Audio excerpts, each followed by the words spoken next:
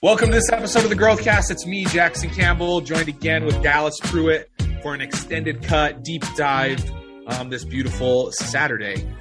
Before we dive in, just always a reminder to make sure that you share, rate, and review the podcast. Share it with somebody that you think could benefit from it. That's why we do these. We want to touch as many people as we can, and we want to get these messages across, Dallas's teachings across to as many people as we can.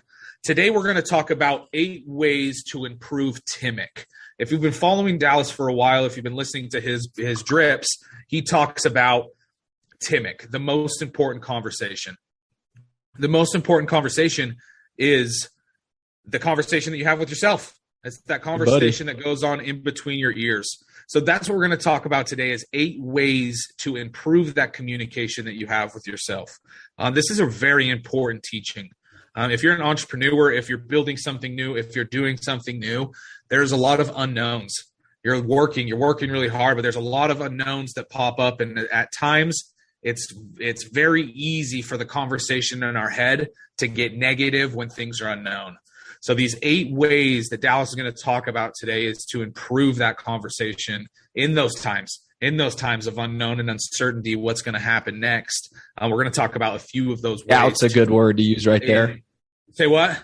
Doubt is a good word to use right there in those moments of doubt. Those moments of doubt, exactly. So, Dal, let's get started. Let's dive right in. First of all, thank you for being here with us today. Absolutely. My pleasure. Very, very appreciative of your time. So, yeah, dude, I'll flip it over to you. Let's dive in. These 8 ways. Do you want to bullet out the 8 ways and then we talk about it? Yeah, we could bullet them out. I wanted to take your intro one step further and say anybody who's striving to do something great with their life, with their business, entrepreneurship, it is an unknown. Every step you move forward, there's new unknowns. There's new doubt that has an opportunity to creep in, and some old doubt, some just like familiar doubt that seems to be a constant theme that plays over and over and over again. I think it's important to recognize that you are not unique in the sense that everybody experiences that. Everybody's hard on themselves at times. Everybody has fear. But yeah, I want to bullet this thing out and I want everybody to understand too, that like this is not a for everyone perfect prescription. Like this is not a prescription from Dallas. These are suggestions. These are things that work. But each individual has their own unique set of challenges and is on their own journey. And so use these as guidelines, use these as strategies, and test them out. You'll find what sticks and what works and what's needed. I'm not saying that this is a one size fits everybody on all of these things. However, all of these things do work depending on what your need is and what it is you're going through. And so anyways, let's bolt these things out though. One, T.M.I.C stands for the most important conversation. You are the most important person that you speak to every single day. And it's your job to speak powerfully. It's your job to speak positively and truthfully. And that's a really hard one, the truthfully part. That's kind of a scary one for people. But because this is so important, I wanted to give these tips. Let's bullet them out real quick, and we can kind of go back through them if you want to, Jax. If that works good for everybody, those that have notes, you can write these things down. Principle 1 is embrace the power of yet. All right. Principle 1 is to embrace the power of yet. Principle 2, and we talked about this on a drip a few days ago, is stop complaining or don't complain. Principle 3, if you do, and I would probably argue when you do complain because nobody's perfect, finish it with but, and I'll expand on that here in just a minute. Number 4, ask yourself better questions, effective questions.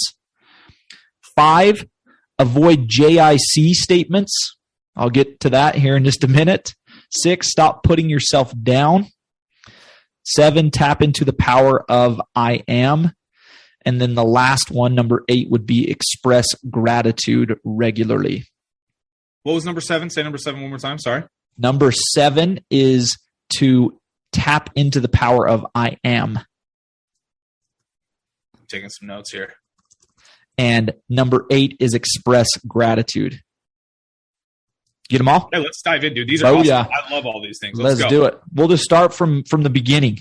The Power of Yet. I was introduced to The Power of Yet by Carol Dweck, who happens to be the author of Mindset, one of the best books on the face of planet Earth for anybody looking to better understand what a growth mindset is and start living it and feeding it in their life.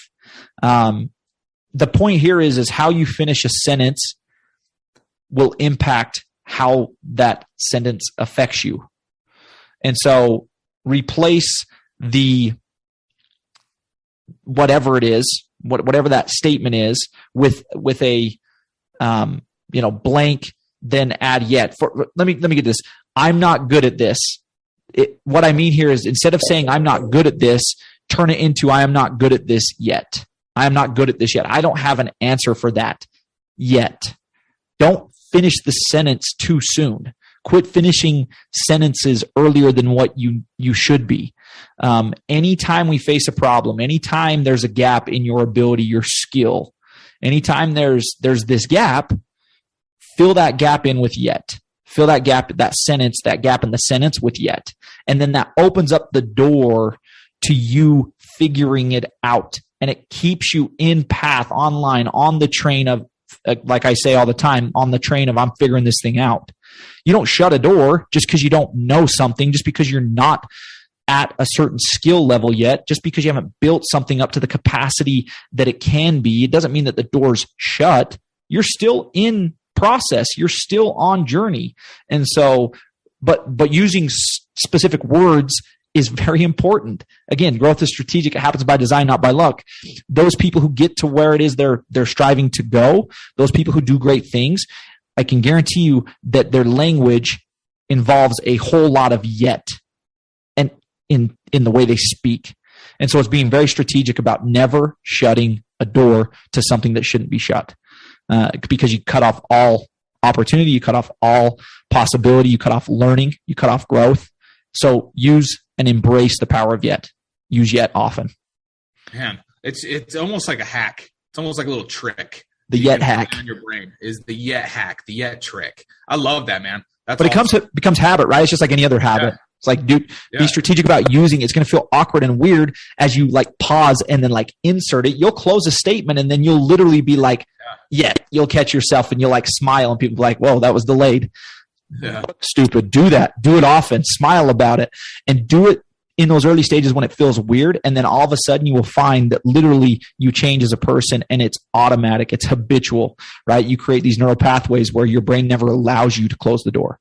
You're not closing any doors. Those doors are always open because you understand that it's just a matter of time and persistence and problem solving. It's almost like when you say yes, you're also speaking it into the universe. Like you're putting it out there, like it's going to happen. You know what I mean? You're manifesting it. It's like a little subtle way of constantly manifesting it out into the universe, but also to yourself. Yep. You say, it's like, oh, maybe not just now, but it's going to be. Yeah. Oh, dude, that's awesome. That's awesome. Awesome. Let's bang through these. Okay. What's the next one? Don't complain. Moral of the story here is it's really hard to be your best self if you're constantly complaining or making excuses. And if you're not your best self, you're never going to accomplish big goals that you define. It's impossible. Those things are going to require the best of you, and you are getting further and further away from the best of you. No version of the best of you looks like somebody who complains. Not one of them. Yeah. And so it not only brings you down, but something that it also does is it brings other people around you down. It depletes the environment around you. It depletes the systems that are being built around you. It literally depletes everything. It's a drainer. It empties. And so don't complain. Literally, I don't know how to put it any simpler than when you complain, you better be quick to stop yourself. Because again, if you could only in that moment be that quick to recognize how much negativity and depletion is happening with every negative word you open your mouth up and release. If you could only comprehend that in the moment and not be clouded by negative thoughts and emotions, you would stop. But you can get there to where you do recognize that in an instance. And it's making sure that your intentions are always aligned with the right things, and that you're rooted in the right foundation, which is I want to help, I want to be my best. I want to love and bring positivity and service. PLS, you guys talked about PLS yesterday, is being rooted in those things and letting those things dictate your every action, your every thought. And when you're in that right type of framework, that mentality, it's really easy. It's easier to catch yourself early on in a complaint because, again, you've done that groundwork, that foundational work of rooting yourself in the right things. And it's not worth it. You know that it's not worth it because there's so much on the line and so much that will be depleted if you continue down that path. I totally agree. When I start complaining, something that happens in my mind is the first thing that comes into my mind is, hey, quit being a bitch. Yeah, exactly. That's the first thing that comes to my mind. Yeah. Be more grateful. You know what I mean? When you're complaining, you're taking away from the opportunity to be grateful. And when you're grateful, we know that that's an abundant mentality and you're going to attract more good to your life when you're grateful. When you're complaining, it completely shuts off that door and shuts off that opportunity to be able to have that come into your life. Yeah. So I apologize for the curse word, but when I start complaining, that's what comes into my mind is, hey, quit acting this way and start being grateful.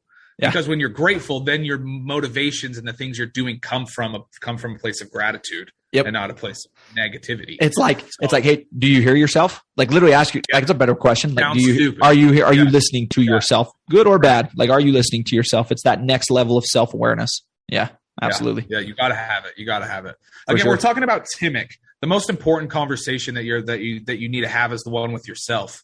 So it's catching yourself in these error-ridden thought processes. And that one's stop complaining is a huge one. Okay, the next one was when you complain, finish it with but. You said you were going to explain this one a little bit more, so I definitely want to hear about that. There is power. We talked about punctuation a minute ago with yet, right? Like there's a comma. I'm not good at this, comma, yet, right? Like not a period, not ending it too soon. And it's the same thing here, which is, if you were to say, like, I think a simple complaint that people don't even recognize as a complaint is, this is so hard. It's like, shut up. Duh. Yeah, it's hard. Like, supposed to be. Yeah. But it's like, seriously, like a level of self-awareness where you start to recognize that in and of itself is a complaint. This is so hard. Oh, it's just so hard. It's like, yeah, it is. Speaking to it only makes it harder. Shush yourself, right? But if you do say something like that, this is so hard, it's inserting a comma. This is so hard, but if I want to achieve my goal, I need to do this. This is so hard, comma, but look at all the things that it's doing for me, how it's helping me, right? Like you've completely changed the script there. Tyler talks about changing the narrative. You've completely changed the narrative. And so it's, again, not closing a sentence off too soon. It's being very strategic about the way you speak. It's ending it in a positive tense.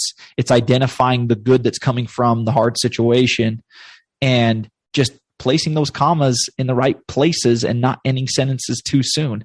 Again, outward sentences that you're saying to somebody in a dialogue that you're having with them about a situation, but even more importantly, that conversation you're having between your dome to yourself about the situation, right? Like how many times have you went for a run and you're on like mile 1.5 and you're like, this sucks. Right. But how many of you follow that up with but, right? This sucks, comma, but dude, I'm so glad that I jumped out of my bed and headed out here this morning. This sucks, but look around. Nobody's here with me. That means I'm getting better and everybody else is stagnant. That's awesome. That I'm separating myself. It starts to help you recognize like all the good that's coming from the hard situation. And so, getting really strategic with our language, dude. It's super important. No, it is. It's so important. Those words we use, like Dallas is saying, outwards, but more importantly, inwards. Those conversations that you're having with yourself, man. And it almost, as you're talking, it's like, hey, when you add "but" to the end of it, you essentially, the way that I was taught, "but" here, this is I'm gonna take over just for a second. Do it. Go on a bit of a rant. I used to work with troubled youth, and we would have these trainings on how to communicate with these troubled youth to make sure that we were having a positive impact on their life, make sure we're helping them hit their goals that they have so that they can progress out of this troubled boys' home back to their real homes and start living their real life again. One of the trainings that we had, it's kind of always stuck with me, is to not use the word "but" when you're making a correction with these boys. So you know what I mean? You make these corrections, but you never want to end it with "but." because but is going to erase everything that you just said. You know what I mean? Hey, do this, do this, do this, do this. But it basically is just eliminating those things that you just tried to give them instruction on. Yeah. So when you're saying this in your brain, I love this strategic placement of but at the end of a complaint, because if you're adding the but at the end of the complaint, it's essentially getting rid of that complaint, and then you're replacing it with something positive. Yeah. Copy. So it really is. It's a real true way to communicate with yourself, to trick yourself, but also, like Dallas was saying, in that outward communication with somebody else, if you're ever complaining, to always add that but on the end, because it's going to eliminate it's going to eliminate the complaint and replace it with a positive and a win. Absolutely. Get you back on trajectory, get you back in line. Right. So yeah, dude, it's just making sure to use those words strategically for sure. Okay. Number 4, ask yourself better questions. Yeah, I mean, we talk to this one all the time, literally all the time. This is one of the staples of what it is we preach, talk to, train on. And if you want better answers, the key is you have to ask better questions. And these questions don't look like, why do I suck? They don't look like, why does this always happen? Those questions are very ineffective. Those are very those questions do not empower you. Those questions cripple you. They close off opportunity. I really don't like why questions when it comes to struggles, if I'm being completely honest, because a lot of the times you can't figure. Anyway, I didn't want to interrupt you, but it's like, why are we asking why instead of asking what can we do to make it better? You know what I mean? Sorry. And it also gets you further. No, I love it. It also gets you further from the reality of the situation. It's like, why? Well, it did. Like, it did happen. Right? Like the truth is it did. Reality is that's where we're at right now. Right. That's a good point. And so the effective way to approach these types of questions is, instead of saying, why do I suck? What the question asks is, what can I learn from this experience today? What can I learn from this failure? What can I learn from this hard experience? What can I extract from it that's going to help me? That's going to allow me to construct a better me. And, another one in place of why does this always happen is, what am I going to do about it? The why, again, weeding the why out and asking what. Well, what am I going to do? How am I going to respond? You have choice. And when you ask why and that ineffective question, you almost strip yourself or eliminate the opportunity to choose better for yourself. And so we have to get better and better and more strategic about weeding out ineffective questions and ask ourselves regularly better questions about everything we face, about what it is we're trying to accomplish, about the experiences we're having. And that's an ongoing daily process that, again, is habitual. It's habit. In the early stages of asking effective questions, you have to really almost write those things down and look to places like here and other people who almost hand feed you those things so that you can start reflecting on them yourself. But just like any other habitual pattern, the more you do it, the more automatic it becomes. And so I can really tell you that it's been a staple of the growth in my life. My increase in ability to ask effective questions and better questions has a direct correlation with the growth that I've experienced in my life. When I started getting better at asking better questions, that's when things changed for me. That's when things really started to change for me. Amen. This is one of those principles that you taught me, Dal, is to ask better questions. Ask yourself just a layer deeper, because the layer deeper answer is going to be the better answer anyway as well. So it is really one of those. There's not a ton that I want to add here other than that it same. It has done the same for me as I've asked myself better questions. The growth has just exponentially gone up when you ask yourself those better questions. Awesome. Yeah, okay. I know you're in a time crunch today, but do we have a couple more minutes to go through? Yeah, we do. Yeah, let's go through these last 3. I think there's 3 left, right? 4 or 3? Yeah, like that? I think we're on avoid JIC. Yeah, avoid JIC statements. Let's dive in. Yeah. So don't make excuses before you do a task. And with a just in case. JIC stands for just in case. So, for example, I didn't have time to study.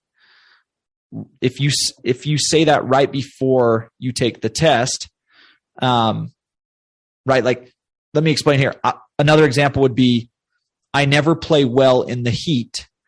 right before you go play in the heat, right? Like these are ego protectors. You're trying to save yourself from potentially failing. Like, yeah. Like just in case, right? Like we have to avoid these things. Like I didn't have time to study right before you go take a test. Why the hell would you talk to yourself that way? The truth of the matter is you're going in to take the test. And the more power you focus on the negative, the more power you focus on that statement, you're giving power to it. And it will have an impact on your performance. It will have an impact. Same thing with I never play well in the heat. Like it's 98 degrees and you're going out to play in a baseball game in mid-June. Like, why would you set yourself up for failure? Yeah. Well, you would because maybe you have a very fragile level of confidence in yourself and with your relationship with failure, right? And then that's a better question in and of itself if you were to ask yourself that, right? And then you can really attack the root of the problem. But don't even use those statements. Weed those things out. Do not use those just in case statements. Weed those things out. They're ego protectors. Can I point out a just in case statement that I probably hear more than anything else? Yeah. The just in case statement that I hear so often that I think a lot of people don't even realize it's a just in case statement is, I'm super new at this. Oh yeah. That's a great one. That's a just in case. That's an ego protector. You're protecting yourself from potentially failing. Yep. Stop saying those things, dude. I couldn't agree. You're just giving yourself an out for when you fail. Exactly. Like, there's a reason. You're making a premeditated excuse of if something does fail, you can go back to that and be like, oh, I'm super new. And not really gain the learning experience out of that failure that you possibly could when you use those excuses. Yep, absolutely. I love that one. That's a great example, especially for the things that we're working on with a lot of individuals as they come in and onboard with us on the things that we're teaching them to do and take action on. Though it may be true, though you may be very new at whatever you're doing, don't use that as an excuse. You 3 months into it, 4 months into it, you're no longer new. You're seasoned. You have experience. The question is are you allowing that experience to help you and build you up better? Or are you still leaning on those just in case statements and giving yourself an out because your ego's so fragile that you have to protect yourself? Yeah, I love this one. Not helping I you. I think we should have an episode completely dedicated to just in case statements. I love this one. And it really is one of those principles that can literally change your mentality. As you're moving forward to tackle challenges. Awesome. We'll come back to that one. I definitely want to do an episode on that one. Okay. Next one was stop putting yourself down. Yeah, let's grind through these three. So stop putting yourself down. Do not speak badly of yourself. For the warrior that is inside of you hears your words and is lessened by them. That's a quote by David Campbell. And it's true, man. Like, again, you give power to what you focus on. So if you are putting yourself down, that is bringing you down. There is an impact that continues beyond the statement. And so literally that's when you have to weed completely out. Don't talk negatively about your appearance, your hair, nothing you should be demeaning towards yourself or others. Treat yourself as if you were somebody you wanted to help, right? I think that's Jordan B. Peterson has a whole chapter dedicated to treat yourself as if you were somebody else. Like we're so hard on ourselves. We're so great to other people and we're like horrible to the way we treat ourselves. We're so judgmental about ourselves. Yeah. Like, and I keep coming back to this example, but obviously it made an impact on me, Jax, when I come off the damn stage and you say, dude, you did so great. Dude, I'm so proud of you. You should be, and I'm like, oh, I should have X, Y, and Z'd. And you're like, dumbass, everybody standing out there giving you a standing ovation and you're in here ridiculing yourself, putting yourself down for great work that you just literally just got up and did your best and you're talking negatively about giving your best. How stupid is that?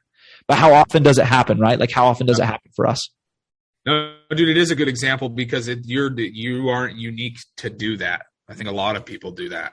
You know what I mean? It is an ego protector and I know when you say like, oh, I could have done this, it's because you're evaluating of what you could have done better, which is a great quality to have. For sure. But you can't take that down a negative route. You can't put yourself down. You can't be negative about things. You You're also gonna criticize yourself. You You can't should. bypass the wins, man. You cannot bypass the growth. You cannot bypass those things. You have to recognize it. If you fail to recognize those things, you'll fail to grow at a greater capacity for sure. Agreed. Okay, last two, huh? Yep. Next one. Tap into the power of I am. Yeah. So how often? Some better questions are: how often, for each person that's listening today, how often do you say things like "I am dumb," "I am weak," "I'm an idiot," "I'm stupid"? Or whatever iteration of that statement you say. Probably more often than you say I am something positive about it. And you'll probably come back and tell me right now, those that are listening and saying that, maybe even this is a thought that ran through your head is, well, yeah, I say that, but I'm joking. It's like, no, whatever consistently follows I am becomes a powerful label that you put on yourself. And there's no getting around it, dude. We label ourselves. And, our identity is formed through that type of language. A bad label can truly become a catalyst to self-sabotage. And the job that you have is to choose your labels wisely. And you shouldn't joke about those things. I mean, I'll get serious, and you might be like, this guy needs to relax. When you talk to yourself, you should not talk to yourself in that manner. Unless you don't want to get better, unless you don't want to form a new, better identity and become your best self. And if that's the case, then by all means, have at it. But there's always truth hidden behind that joking statement. So the thought came from somewhere. Absolutely. The thought came from somewhere. And just because you're saying it as a joke doesn't mean that it didn't come from a place of negativity. Absolutely. You know what I mean? It's coming from not a great place. So stop it. Yep. And that's identity 101, dude. I am the great I am in the Bible. It talks about it, right? And, dude, identity is the root foundation of growth. Identity is the root foundation of change, of accomplishment, of achieving a goal, because at the root of why we form goals and do it's literally so that we can change as people. Identity, form new identities, become stronger, better. And I am, and whatever follows, is some of the most important, if not the most important, statements you use in language with yourself. It's crucial. I agree. I couldn't agree more to it. Awesome. We're trying to bang through these. So the next one, Dal. Last one. Yeah. Last, not least, but, this may be my most favorite. Yeah. If I'm being partial. You've heard me say a couple times even today, but I say it all the time, is you give power to what you focus on. And, it's easy to give your attention to things that you don't have, characteristics that maybe you don't have, actual tangible items that you are pursuing that you don't quite have yet, deficiencies, weaknesses. It's easy to draw or focus your attention on those things. Pausing for a moment as you do that, stopping and then pausing and noticing that that's happening, and then shifting, right? Literally shifting your thoughts to consider what it is you are grateful for and what you do have and what you are is the antidote, the cure to a bad attitude. And it will help you be where your feet are. Gratitude is crucial.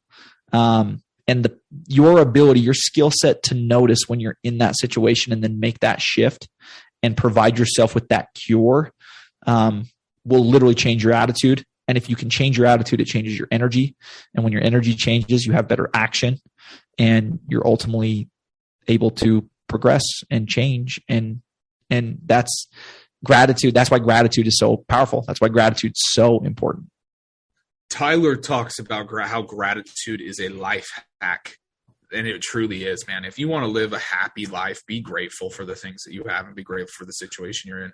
As you're speaking about being grateful as well as expressing this gratitude, if you can do this one, the rest of these other 7 principles that we talked about come a lot easier. Yeah, it's true. A lot easier. Dallas has the growth guide. I don't know if you guys follow Dallas on Instagram. If you don't, you should. But if you do, you saw that Dallas just posted something about the growth guide. He posted a quick hey, tutorial, this is how you use it. It's strategic that the gratitude section is one of the very first things you do in the morning. And then what you end.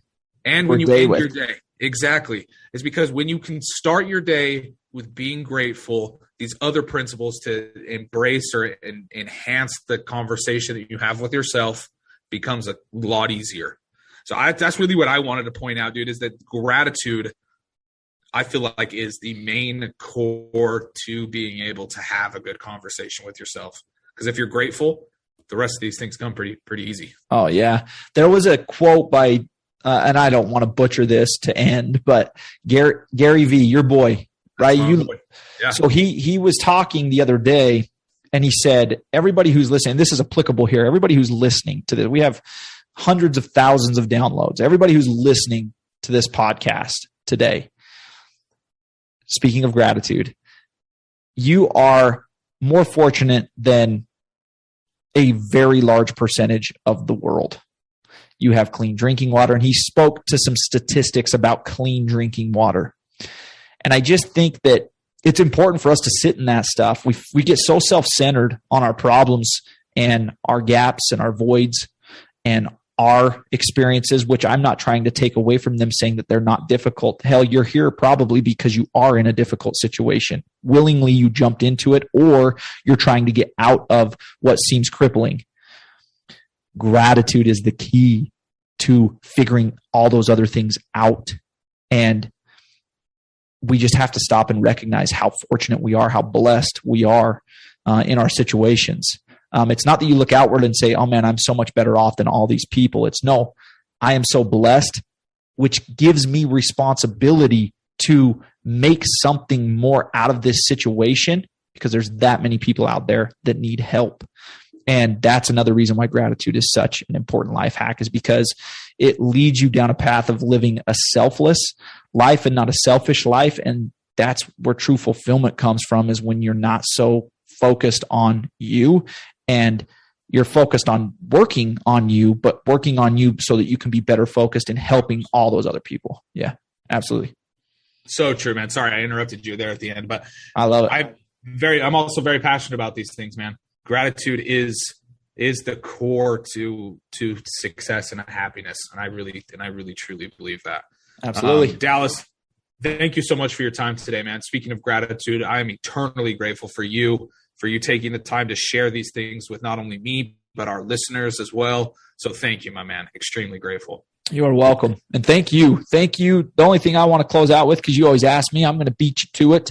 And I'm just going to return that gratitude and tell you that, and tell our listeners, if you have not listened to Aloha Friday's drip on PLSV, positivity, love, service, and value, you need to go back and listen to it. I am so grateful for the dedication that you and Tyler bring to the table every freaking day. And these guys are everything that they speak to every day. This is not some hokey gimmick of like, hey, let me feed you some of this cool stuff. They have so much impact, just like anybody else who has great impact, because they live it. And it's a very powerful episode. If you didn't get a chance to go listen to the Aloha Friday drip, you should go back and listen to PLSV. It is the root of what we strive to embody as an organization, as individuals. And yeah, it was a great episode. Awesome. Thanks, dude. Such a compliment. I so appreciate that. And I just want to say same about you. You know what I mean? We can jump on here and talk about these principles, but as we're living them and embracing them and living them in our own lives, that I've seen this growth that Dallas talks about. I know that like I can't really be a testimonial for Dallas and Tyler because I work with them and I work so close with them, and we share profits together, whatever. So I can't really be a true testimonial for Tyler and Dallas, but it's living these principles that they've taught me has completely changed my life. So my challenge, I gave a challenge on the Aloha Friday episode. If you gave it a listen, I'm going to start throwing out some more challenges on these episodes. But the Jackson challenge for this episode is to live these principles, to actually listen to what Dallas is talking about and live them in your day-to-day lives, and to always, always, always be grateful. If you can be grateful, that's really the first thing that comes with living a positive mindset is be grateful first. So Dal, grateful for you. Thank you, my man, for taking the time. Thank you, everybody, for listening. We appreciate you. We love you. Go ahead, share, rate, review the podcast if you haven't yet. We're also on YouTube. This episode, we're going to get these extended cups up on YouTube eventually. But we do have the Aloha Fridays and the daily drips on YouTube as well. So if you prefer to listen or watch there, go ahead. We love you. We're thankful for you. Thank you so much for taking the time to listen. Dal, thank you again for your time. Have a great rest of your weekend or whenever it is you are listening to this. Take care, y'all.